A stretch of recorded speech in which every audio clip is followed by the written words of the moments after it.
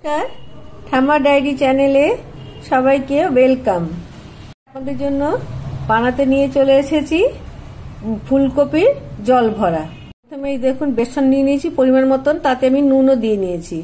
দিয়ে এবার এটাকে আমি একটু গুলে নেব।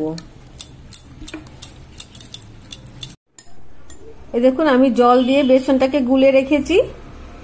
আর মাঝারি সাইজের ফুলকপিকে গ্রেটারের সাহায্যে আমি গ্রেট করে রেখেছি। একটু ভিজুক, ততক্ষণ আমি মশলাগুলো তৈরি করে নিচ্ছি।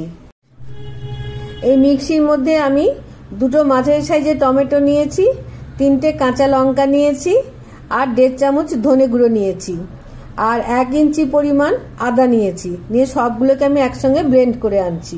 আমি এখানে সাদা তেল দিয়ে দিয়েছি, যে গোটা প্যানটায় আমি ছড়িয়ে দিলাম সাদা তেল। আমি এখানে কিছুটা গরম মশলা, মানে 2টো ছোট এলাচ, 3টে লবঙ্গ আছে, আর একটু দারচিনি আছে, এগুলো আমি হামানদিস্তা থেতো করে নিয়ে আসছি। তেলটা গরম হয়েছে, কিন্তু আর একটুখানি তেলটা গরম হবে। তেলটা সুন্দর গরম হয়ে গেছে। আমি এখন এর মধ্যে দিয়ে দিচ্ছি থেতো করে রাখা গরম মশলাগুলো।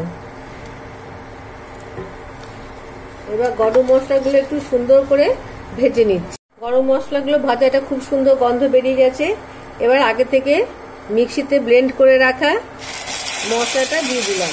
টমেটো, কাঁচা লঙ্কা, ধনে গুঁড়ো, আদা সমস্ত মিশিয়ে আমি ব্লেন্ড করে নিয়েছি। এই দেখুন মশলাগুলো সব তেল ছেড়ে এসেছে। আমি একটুখানি ফ্লেমটা এই সময় কমিয়ে নেব। এর মধ্যে আমি দিয়ে দিচ্ছি পরিমাণ মতো নুন, হলুদ।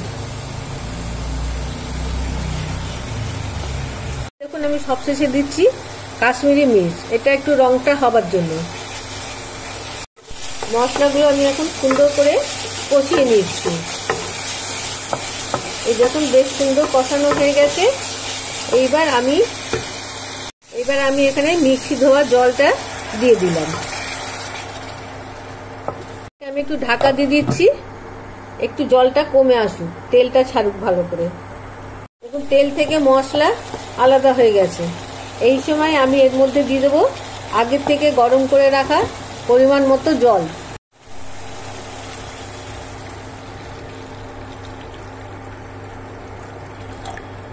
দিয়ে দিলাম ফোটার জন্য। আর এদিকে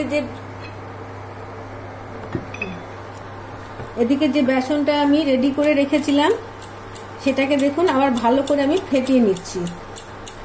এতে দেবো একটুখানি ইনো দিলে একটু বেশ সুন্দর একটু ফাঁপবে। খুব বেশি দেবো না, অল্প একটুই দেবো। এবার আমি আগে থেকে গ্রেট করে রাখা ফুলকপিগুলো এই বেসনের সঙ্গে মিলিয়ে দিচ্ছি। এই দেখুন এটাকে খুব সুন্দর করে আমি এই যে বেসনের সঙ্গে ফুলকপিটাকে মিলিয়ে নিলাম। ঝাঁঝরি পাত্রটাকে মধ্যে খুব ভালো করে চতুর্দিকে সাদা তেল ব্রাশ করে নিলাম। একটু হিং। এবার আমি এর মধ্যে পাত্রটাকে দিয়ে দিলাম।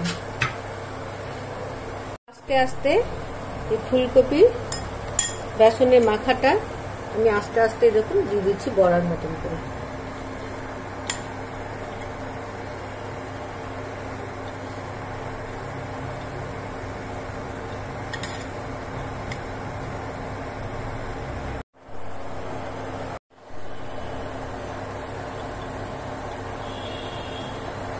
আমি দিয়ে দিয়েছি।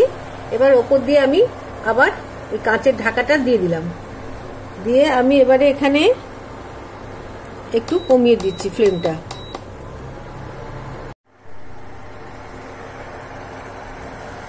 এই দেখুন কি সুন্দর, দেখুন একটা দিক হয়ে গেছে সেদ্ধ, আমি আরেকটা দিক উল্টে দিয়েছি। এক দিকটা পুরো সেদ্ধ হয়ে গেছে, আমি উল্টে দিয়েছি। দিয়ে আবার আমি এখন ঢাকা দিয়ে দিচ্ছি।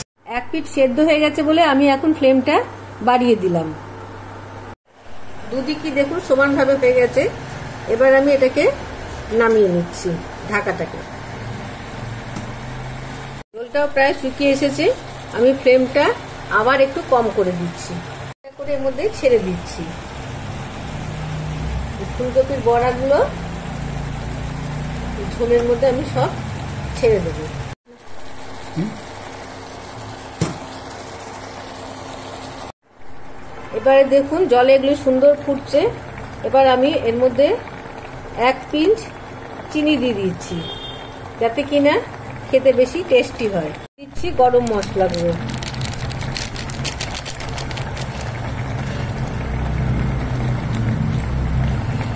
কাজু বাদাম গুঁড়ো,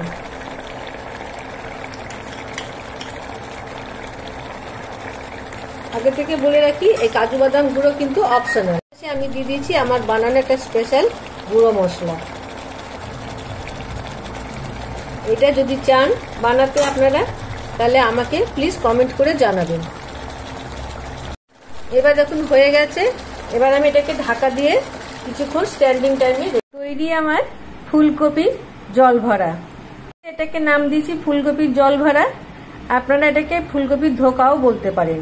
যদি আমার রান্নাটি আপনাদের একটু ভালো লেগে থাকে, তাহলে প্লিজ আপনারা একটা লাইক দেবেন। আপনাদের একটা লাইকে আমি মোটিভেট হই, এটা আমাকে আরো বেশি কাজে এগিয়ে যেতে সাহায্য করে। যদি আরেকটু ভালো লাগে তাহলে প্লিজ আমার চ্যানেলটিকে সাবস্ক্রাইব করে পাশে রাখা বেল আইকনটিকে প্রেস করে দেবেন। আমি যখনই কোনো রকম নতুন রান্না নিয়ে আসি, সবার আগে নোটিফিকেশনটা আপনার কাছেই যাবে। দেখা হচ্ছে আবার। ততক্ষণ আপনারা সুস্থ থাকুন, ভালো থাকুন। Tata tata.